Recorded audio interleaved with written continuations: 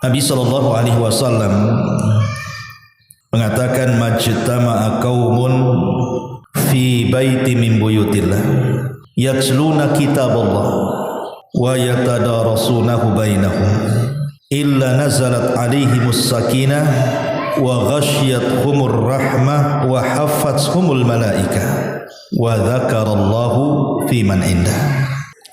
Tidaklah sebuah kaum, kata Rasul, berkumpul di salah satu rumah daripada rumah-rumah Allah Subhanahu wa taala, dibacakan padanya ayat-ayat Al-Qur'an dan hadis-hadis Nabi dan dipelajarinya, kecuali Allah Subhanahu wa taala akan hantarkan para malaikat untuk menurunkan ketenangan, untuk menurunkan sakinah dan juga rahmatnya. Dan kita yang hadir di majelis ta'lim akan dipuja dan dipuji Allah Subhanahu wa taala di hadapan para malaikat yang ada di langit sana.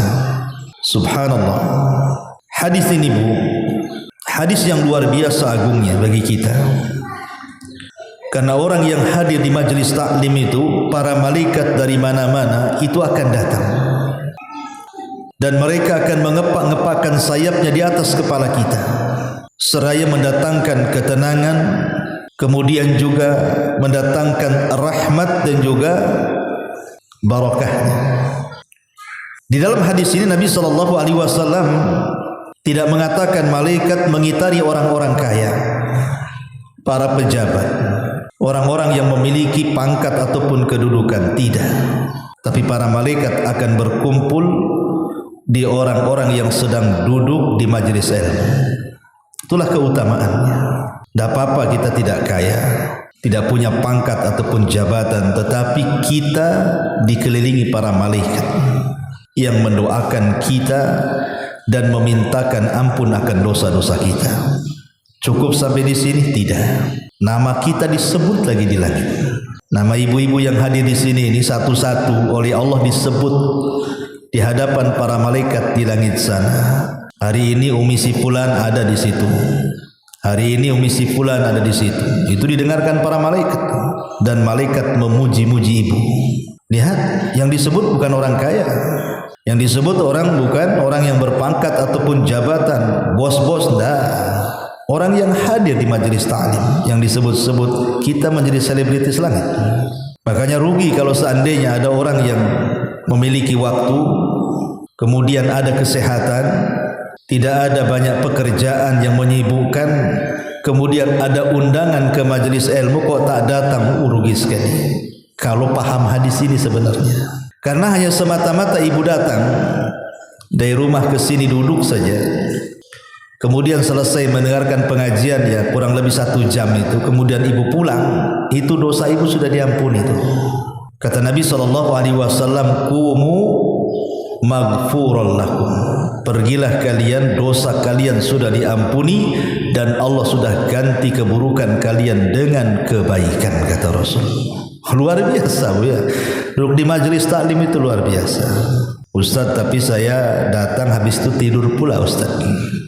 Pulang ditanya suami, Ustaz ngomong apa? Tak tahu. Tidur, saya nyandar di tiang tadi. Nggak apa-apa. Tetap ibu dapat pahala melangkahkan kaki ke masjid.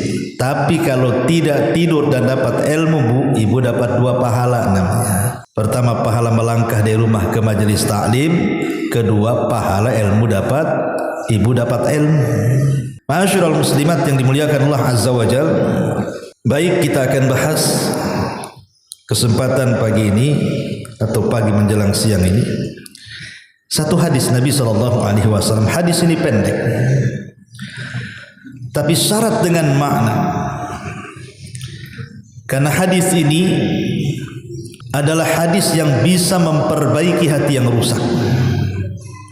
Jadi kalau hati kita rusak, banyak penyakit, maka simaklah hadis ini baik-baik. Ini hadis yang luar biasa, walaupun pendek tapi luar biasa untuk membenahi hati-hati yang rusak. Hadis ini dikeluarkan oleh Imam Muslim pada nomor urut hadis ke-678 atau 6708. Hadis ini dari sahabat Abi Hurairah radhiyallahu anhu. Nabi sallallahu alaihi wasallam bersabda, "Innallaha la yanzuru ila suwarikum wa amwalikum walakin yanzuru ila qulubikum wa a'malikum." Sesungguhnya Allah Subhanahu wa taala tidak pernah memandang rupa-rupa kalian, juga tidak pernah memandang harta-harta kalian. Tetapi yang Allah pandang dari kalian itu adalah hati-hati kalian dan amal perbuatan kalian. Hadis ini dikeluarkan Imam Muslim. Subhanallah. Hadis ini pendek, tapi lihat kandungannya luar biasa. Ma'asyiral muslimat yang dimuliakan Allah Subhanahu wa taala. Nabi sallallahu alaihi wasallam di sini memberikan arahan kepada kita. Ingat bahwa Allah tidak pernah memandang rupa kita, rupa saya, rupa ibu atau siapapun. Ibu mau hitam, kelam lagi, ibu mau putih, ibu mau matang sawo matang terbalik lah. Ya. Ibu mau pesek, mau mancung, mau tinggi, mau rendah, mau cacat, mau sehat, Allah tidak pandang itu. Mau orang merdeka, mau budak, Allah tidak pandang. Allah tidak pernah memandang rupa. Mau suku mana saja, mau kulit seperti apa saja, Allah tidak akan pandang. Dan Allah juga tidak memandang harta. Mau kaya sekali, mau punya perusahaan di mana-mana, mau punya uang miliaran di mana-mana, mau jadi big boss atau apalah namanya, punya jabatan, pangkat, kedudukan, dimuliakan di mata manusia, Allah tak pandang itu semua. Allah tidak memandang. Lalu apa yang jadi pandangan Allah kepada kita? Allah Rasul SAW katakan, walakin yanzuru ila qulubikum wa a'malikum. Yang Allah pandang itu hati kita. Kemudian setelah hati, amalan kita. Ketika Nabi SAW mendahulukan hati baru kemudian amalan, menunjukkan bahwa hati itu yang menentukan amalan. Sehebat apapun orang beramal, sholatnya, puasanya, zakatnya, hajinya, baca Qur'annya, zikirnya, silaturahimnya, sebutkan amalan-amalan badan. Serajin apapun orang itu belum bisa mendapatkan predikat takwa. Sehebat apapun orang beramal dengan amalan badan itu tidak bisa mengangkat kepada predikat takwa. Tetapi yang menentukan takwa dan tidaknya orang beramal itu adalah hatinya. Itulah yang kemudian Nabi SAW mengatakan at-taqwa hahuna, takwa itu di sini, kemudian diisyaratkan ke hatinya. Karena percuma orang rajin sholat tetapi hatinya tidak untuk Allah Subhanahu wa taala. Sholatnya untuk manusia, sholatnya untuk kepentingan dunia, dan ibadah yang lainnya juga sama. Makanya di sini kenapa yang diperhatikan pertama sebelum amalan itu hati dulu, tata dulu keikhlasan kita, tata dulu ketakwaan kita kepada Allah Azza wa Jal, baru setelah itu kita beranjak kepada amalan, supaya amalnya itu selaras dengan hatinya. Hadis ini sebenarnya semakna dengan firman Allah Subhanahu wa taala dalam surah Al-Hujurat ayat 13. Di mana Allah Subhanahu wa taala mengatakan, ya ayyuhan nas inna khalaqnakum min dzakarin wa untha wa ja'alnakum syu'uban wa qabaila lita'arafu inna akramakum indallahi atqakum. Wahai manusia, kami ciptakan kalian itu ada laki-laki, ada perempuan, dan kami jadikan kalian bersuku-suku, berkabilah-kabilah, supaya kalian saling mengenal. Kemudian di ujung ayat Allah mengatakan, sesungguhnya orang yang paling mulia di sisi Allah, siapa mereka? Orang kaya? Bukan. Para pejabat? Bukan. Para pemimpin? Bukan juga. Siapa orang yang paling mulia di sisi Allah? Allah katakan atqakum, orang yang paling bertakwa di antara kalian. Jadi tidak perlu kecil hati. Enggak masalah umpamanya Allah tidak memberikan kekayaan yang banyak kepada kita, pangkat dan jabatan, tak ada masalah. Bagi seorang muslim tak ada masalah. Yang penting Allah Subhanahu wa taala menganggap kita ini hamba-hambanya yang bertakwa. Masyaallah muslimat yang dimuliakan Allah Subhanahu wa taala. Dari hadis ini kita tahu bahwa Allah tidak pernah memandang fisik. Allah tidak pernah memandang harta. Tapi yang Allah Subhanahu wa taala pandang adalah hati seseorang. Maka jangan pernah memuliakan orang karena dunia, jangan pula menghinakan manusia karena tidak ada dunia. Ini penting. Ibu jangan memuliakan orang itu karena dunianya. Oh, karena dia kaya kita hormati, karena dia pejabat kita hormati lebih lagi. Ketika kemudian orang itu tidak punya kekayaan, langsung kita hinakan dia. Karena dia di bawah kita, rendah orangnya. Tidak boleh. Tidak boleh sombong dan tidak boleh merendahkan. Di mata Allah semua sama. Anda mau kaya, Anda mau pejabat, Anda mau orang susah, Anda mau orang miskin, semua sama di hadapan Allah Subhanahu wa taala.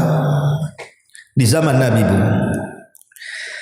ketika Nabi SAW berhasil membebaskan kota Mekah, betul-betul Mekah itu tunduk kepada Nabi dan para sahabat. Kepung tuh Mekah. Sampai Allah Subhanahu wa taala firmankan dalam Al-Qur'an, "Idza ja'akum nasrullahi wal fath." Apabila datang kemenangan Allah dan pembukaan kota Mekah. Jadi semua orang-orang musyrik itu dikumpulkan, Bu. Kemudian Nabi memandang satu persatu orang-orang yang pernah menyakitinya. Tapi Nabi itu Nabi Rahmah. Dia tidak menanamkan sifat dendam, tetapi dia berusaha untuk menebarkan kasih sayang. Apa kata Rasul? Idhabu fa antumut tulaqah. Pergi kalian semua, kalian sudah kubebaskan. Ada momen yang menarik ketika manusia berkumpul di sekitar Ka'bah. Ketika itu Nabi SAW hendak sholat di dalam Ka'bah. Maka dia berteriak-teriak di hadapan manusia, "Aina Bilal?" Di mana Bilal? Mana Bilal? Bilal bin Rabah. Bayangkan dari sekian banyak para sahabat yang dipanggil pula Bilal. Datanglah Bilal dari kejauhan dan mengatakan, "Labbaika ya Rasulullah." Aku datang memenuhi panggilan wahai Rasul. Kata Nabi SAW, "Ya Bilal, naiklah kau ke atas Ka'bah." Ka'bah ini tinggi, Bilal ini pendek. Cemana naik ke atas Ka'bah? Kemudian Nabi SAW menyuruh Abu Bakar dan Umar untuk menjadi tangganya. Bayangkan badan Abu Bakar dan badan Umar menjadi tangga pijakan Bilal supaya bisa naik di atas Ka'bah. Ketika kemudian Bilal mulai menginjak anggota badan Abu Bakar dan juga Umar supaya bisa naik ke atas Ka'bah untuk mengumandangkan azan pertama kali di Mekah. Tentu manusia menyaksikan di sini bagaimana seorang hamba sahaya Bilal yang tidak punya harta, kedudukan, pangkat, jabatan, kepemimpinan, dan dia seorang budak Habasyah, orangnya juga hitam, kelam. Tapi Allah tidak pernah memandang rupa, Allah tidak pernah memandang harta. Yang Allah pandang hati dan amalan. Manusia memandang sampai ada yang mencemooh Bilal bin Rabah. Maka mulailah Bilal kemudian di atas Ka'bah, semua di bawahnya, termasuk Nabi ada di bawah, dia di atas.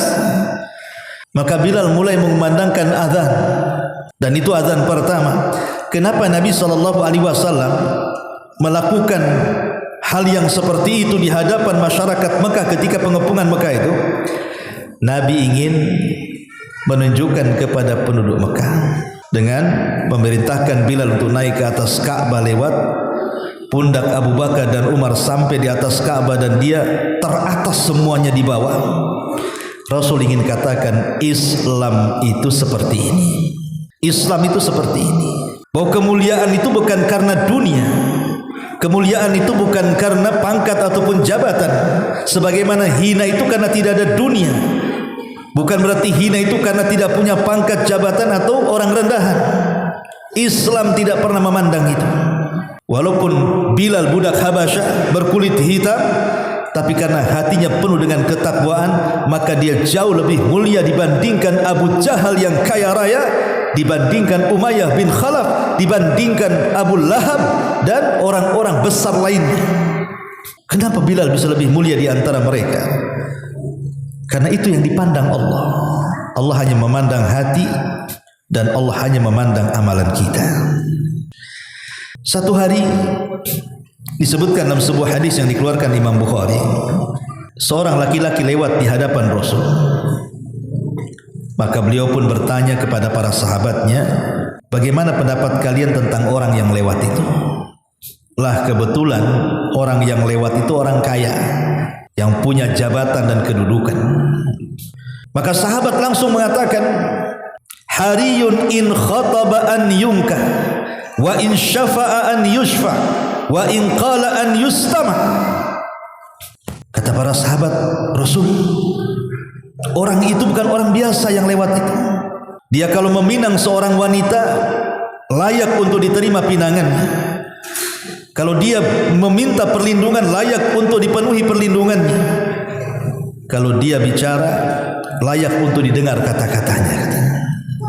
Kemudian Rasul terdiam. Selepas orang ini lewat, datang pula orang lain lewat. Yang lewat ini rupanya orang miskin, orang tak punya, tidak punya harta, tidak punya pangkat, tidak punya jabatan, orang rendah lewat. Kata Rasul kepada para sahabat, kalau yang itu macam mana pendapat kalian? Katanya. Maka sahabat mengatakan, hariyun in khataba alla yunka, wa in syaffa alla yushaffa, wa in qala alla yustama. Oh, kalau yang itu, kalau dia minang pasti ditolak Nabi. Dia orang miskin gitu. Ya, kalau minta bantuan tak layak dibantu tuh orang itu. Kalau dia ngomong siapa yang mendengar dia katanya. Tapi lihat ujung hadis endingnya. Apa kata Rasul? Kata Nabi SAW, hadza khairun min mil'il ardi mithla hadza. Kemudian Rasul mengatakan di hadapan para sahabat, adapun orang yang kedua, yang miskin itu, yang kalian katakan kalau meminang tidak layak diterima pinangannya, yang kalau minta bantuan tidak layak dibantu, kalau ngomong tidak layak didengar, kata Rasul, sungguh orang ini lebih baik daripada seluruh kekayaan dunia yang seperti ini. Lihat, kenapa Nabi SAW, bukan berarti Rasul hendak membela orang miskin, tidak. Tapi Nabi SAW melihat orang yang kedua ini, walaupun dia miskin tapi hatinya bersih, amalannya baik. Kata Rasul, orang ini jauh lebih baik dibandingkan orang kaya. Bahkan kekayaan satu dunia tidak lebih baik daripada orang ini, kata Rasul. Lihat bagaimana Nabi SAW memberikan sebuah keterangan kepada kita bahwa tidak perlu sedih, tidak perlu gundah gulana, tidak perlu stres hanya gara-gara umpamanya ya tidak sekaya orang lain. Tapi jangan pula sudah miskin rusak pula hatinya. Nah, itu namanya jatuh ketimpa-timpa, bukan ketimpa-tangga, itu ketimpa-timpa. Karena orang miskin sombong itu lebih besar dosanya dibandingkan orang kaya sombong. Ibu dah miskin sombong, miskin kok sombong, itu lebih besar dosanya daripada orang kaya sombong. Kenapa orang kaya sombong lebih rendah dosanya dibandingkan orang miskin sombong? Karena orang kaya itu sombong wajar, ada yang disombongkan. Orang kaya sombong wajar, dia punya kekayaan, sombonglah dengan kekayaannya. Loh, orang miskin sombong, apa yang mau disombongkan?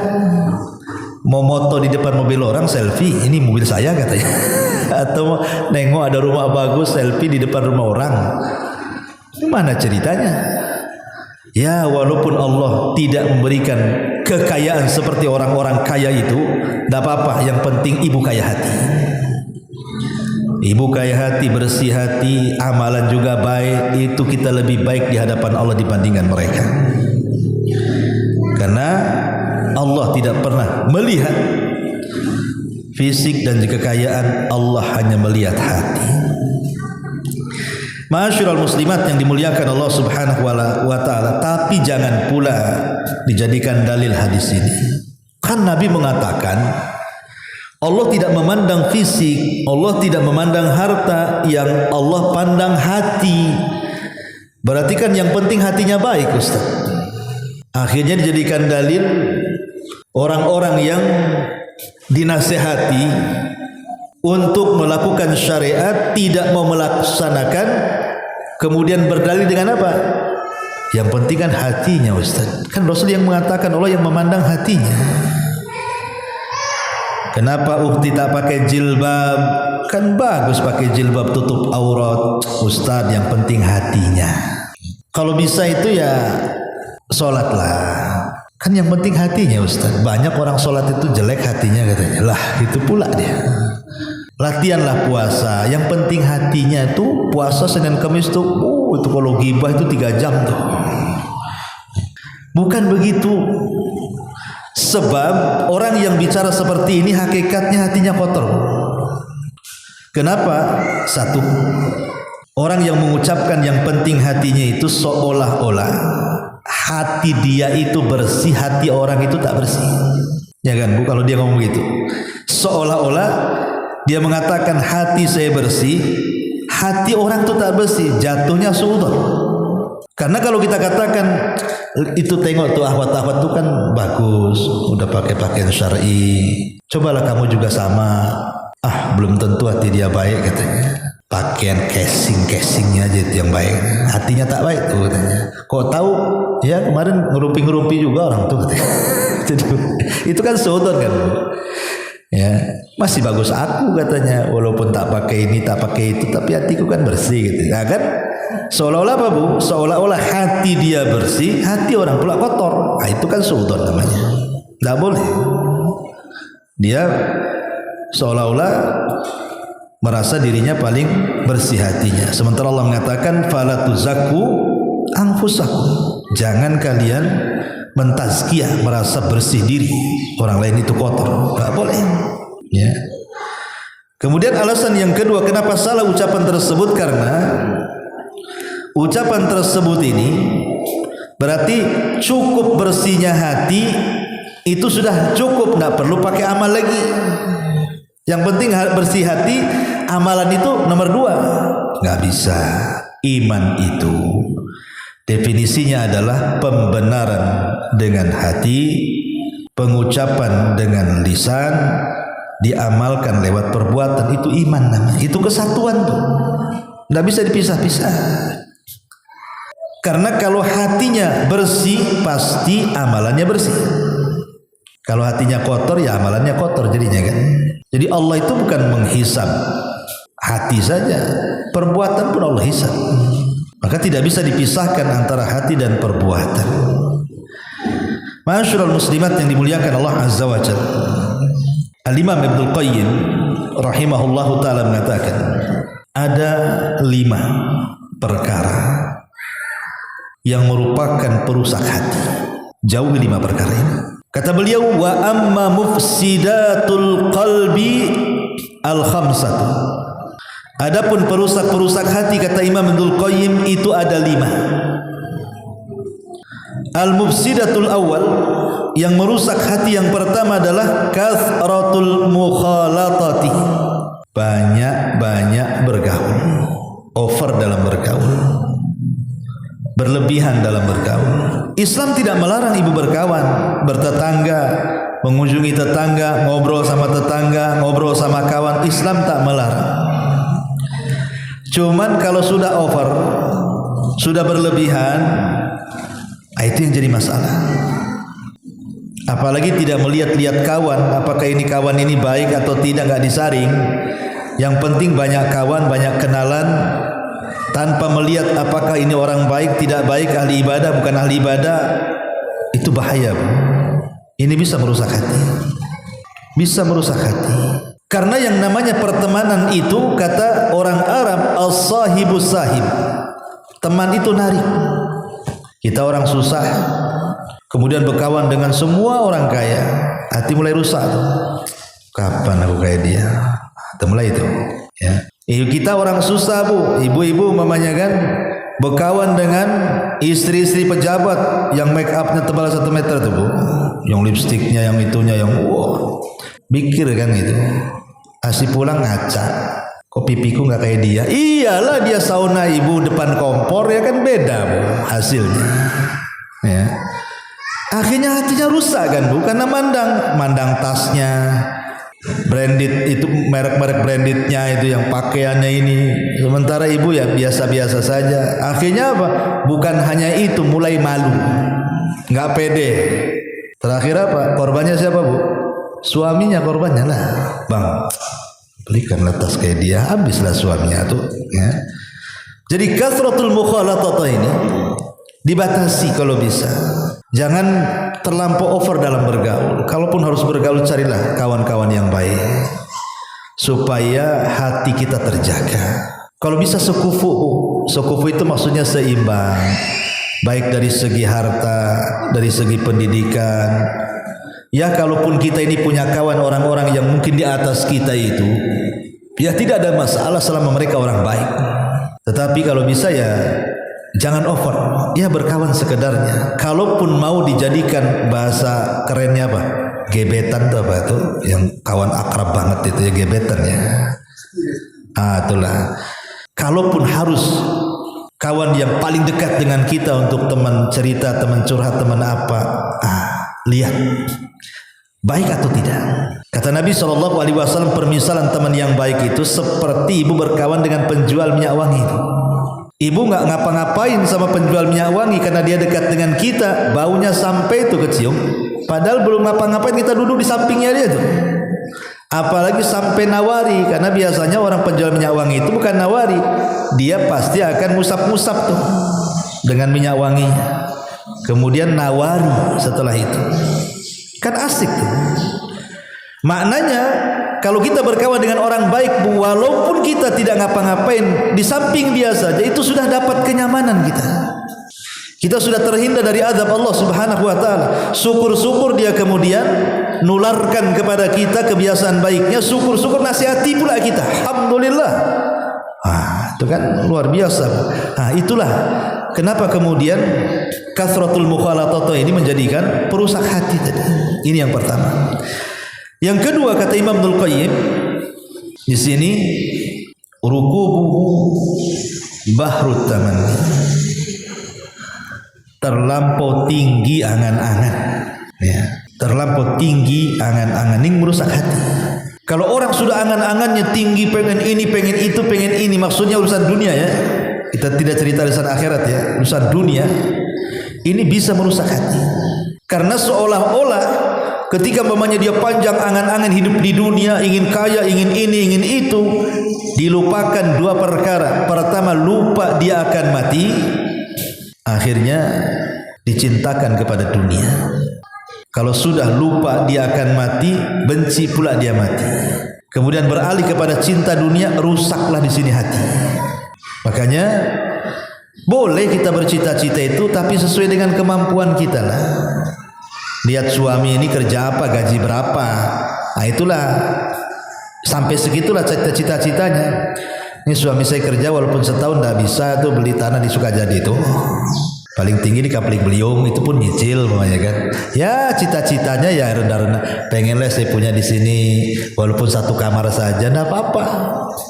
Ini suami gaji sebulan 3 juta, cita-citanya pengen rumah di Sukajadi, lantai 2 di tengah-tengah lagi, ada kolam renangnya lagi di situ lah. Ibu lagi mimpi ya bu ya. Itu di seblok saja, rupanya lagi mimpi dia. Jadi bolehlah cita-cita tidak apa-apa, tapi sesuai dengan kemampuan.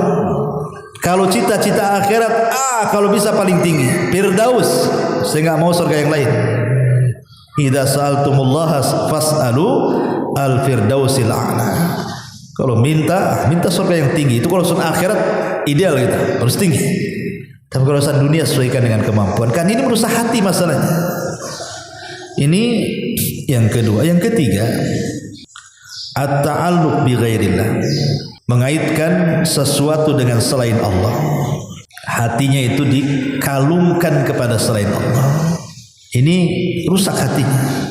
Seperti orang yang datang ke dukun, orang yang datang ke menyimpan tangkal-tangkal, jimat-jimat, keleni-keleni, percaya kepada tatayur dan begitu seterusnya. Ini rusak hatinya. Hilang tawakalnya kepada Allah, hilang takutnya kepada Allah, hilang harapnya kepada Allah, hilang cintanya kepada Allah karena diberikan kepada selain Allah. Datang ke kuburan, minta-minta di kuburan. Ini bahaya, merusak hati. Ma'asyiral muslimat yang dimuliakan Allah Subhanahu wa taala. Kemudian yang keempat, at-ta'am. Oper dalam makanan. Tidak memilah-milah apakah makanan ini halal atau tidak. Apakah makanan ini dibeli dari hasil yang dibolehkan atau yang diharamkan. Enggak berpikir, yang penting makan. Apalagi sekarang kan di Batam ini kuliner sudah mulai menjamur kan, Bu. Di mana-mana sudah banyak kuliner itu. Dari ujung Nongsa sampai ujung Sekupang itu, Bu. Ujung ke ujung tuh kuliner itu di mana-mana. Hati-hati, Bu. Apalagi sekarang kan sifatnya COD kan, Bu. Ibu kalau lapar, malas masak, COD aja lah. Ibu tahu nggak itu yang di di GoFood itu kan? Kan nama-nama warung makan tuh banyak tuh, Bu. Di situ gambarnya memukau kan, walaupun kadang-kadang lain yang dipesan, lain yang datang kan, ya. Tapi Ibu berpikir nggak tentang halal haramnya di situ? Siapa yang punya warung ini? Ya, apa masakannya? Terkadang ada warung-warung itu yang mungkin ditulis di menu itu, kita tidak tahu, mungkin masaknya pakai homer, ya, atau mungkin ada daging babinya, atau minyak babinya, atau apanya kan, yang kita tidak tahu. Nah ini jadi perhatian, makanya Allah mengatakan falyanzuril insan ila ta'ami. Maka selamatnya, Bu, masak. Paling selamat itu ibu masak sendiri itu. Jelas halalnya kan, Bu. Ibu makan halal, suami makan halal, anak makan halal, jelas halalnya. Tapi kalau COD ini, kalau kita tak paham-paham, ada entah di mana-mana kan, entah warung siapa, apalagi namanya ibu nggak apa, ini nama apa, ini perlu nih, kayaknya aneh namanya, perlu coba nih. Kita tidak tahu istilah-istilah pula kadang-kadang, entah bahasa Mandarin pula di situ kan, entah bahasa Korea, entah bahasa India, entah bahasa apa, apalagi makanan-makanan yang aneh-aneh itu tidak tahu. Maka sebaiknya hati-hati supaya jangan terjerumus kepada makanan syubhat yang mengantarkan ke yang haram. Pastikan halalnya dulu, ya, pastikan kehalalannya itu. Biasanya kan di situ kalau saya kadang lihat di GoFood itu kan, ini halal. Kalau sudah ada tulisan halal, alhamdulillah. Berarti kita bisa jadikan patokan kata-kata dia makanan yang halal. Berarti halal dikonsumsi kan? Beli. Tapi kalau ibu ragu-ragu, jangan. Ya. Tapi ada orang, Bu, tidak peduli dengan soal urusan makanan. Yang penting kuliner, masuk warung mana saja tidak peduli. Mau ada babinya, mau ada anjingnya, mau ada apanya di situ, mau ada komernya, ada lah, main lantak saja. Ini bahaya. Ya. Jadi ini bisa merusak hati. Karena makannya jadi daging masalahnya, jadi darah. Maka Rasul mengatakan kullu lahmin nabatat min haram fan naru aulani. Setiap daging yang tumbuh dari barang haram itu neraka tempatnya. Maka perhatikan soal makanan, soal kuliner ini, perhatikan di zaman sekarang ini orang bisa saja, ya, ingat dulu viral bakso, rupanya dagingnya dari tikus got, tikus sebesar kucing tuh, Bu. Mana dia nangkepnya tuh, ya. Tapi kan ada ceritanya, ada gitu, beritanya ada. Kalau nggak ada, yalah mungkin ini. Lah karena ada berita-berita kayak gini, kemudian penjualan daging babi ilegal dan macam-macamnya, kan kita khawatir seorang muslim ini. Makanya seorang muslim itu betul-betul soal makanan itu prioritas.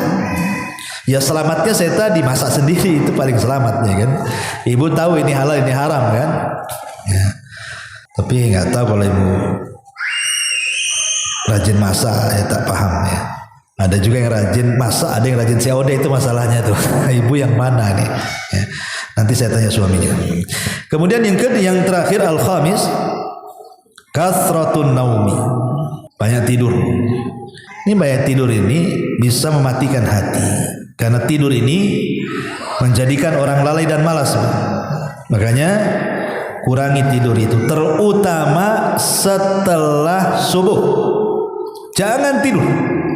Sama saja orang tidur setelah subuh sampai terbit matahari itu terhalang padanya berkah. Jangan biasakan, sekali-kali boleh. Sekali-kali memang tidak ada hukumnya tidur setelah subuh itu, enggak. Cuman kita terhalang berkah di situ. Kan rugi berkah turun kita nggak dapat. Sementara di waktu-waktu harusnya kita tidur, tak tidur pula pada isya gitu ya. Harusnya kita tidur, malah begadang sampai jam 1, jam 2 tidur, subuh bablas kan itu. Jadi ini 5 perkara kata Al-Imam Ibnul Qayyim rahimahullahu ta'ala yang bisa merusak hati. Saya ulangi, yang pertama, kathratul mukhalatah, terlampau banyak bergaul tanpa memilah dan memilih baik tidaknya. Yang kedua, terlampau tinggi angan-angan tanpa tahu apakah dia mampu mencapainya atau tidak. Catatan angan-angan dunia. Yang ketiga, hati selalu bergantung kepada selain Allah Subhanahu wa ta'ala, tidak tawakal kepada Allah. Ini juga merusak hati. Yang keempat, banyak makan, over dalam makanan, dan tidak kemudian berusaha untuk memilah-milah apakah ini haram atau halal, atau cara mendapatkannya halal atau haram.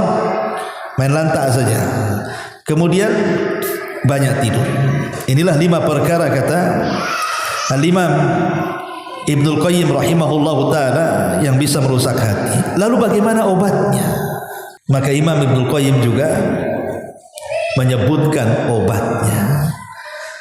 Beliau mengatakan dalam kitabnya Ighatsatul Lahfan, banyak perkara-perkara yang bisa mengobati hati. Tetapi yang paling penting adalah 4 perkara. Yang paling penting itu 4 perkara. Pertama, obati hati bil Qur'anil Karim, dengan membaca dan mempelajari Quran. Karena Quran itu syifaun lima fis sudur, kata Allah. Dia adalah obat bagi penyakit-penyakit hati. Entah kesyirikan, entah keraguan-raguan, entah kekufuran, entah syubhat, entah syahwat. Sebutkan apa penyakit hati itu.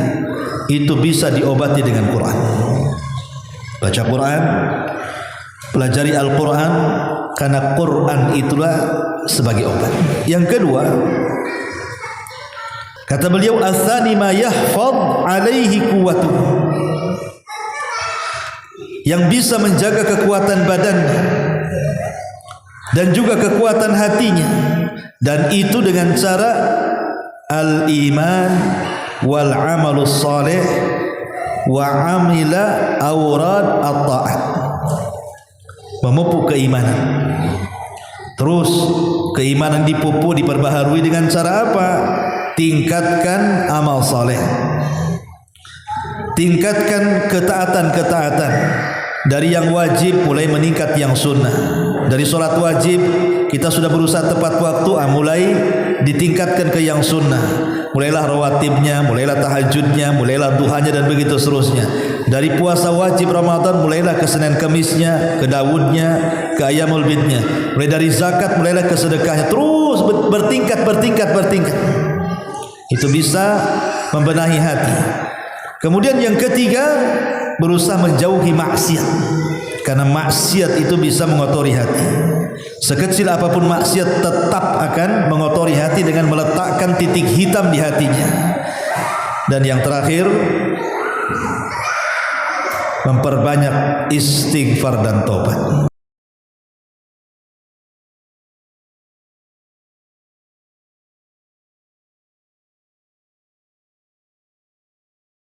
Subhanallah walhamdulillah wa la ilaha illallah wallahu akbar. Subhanallah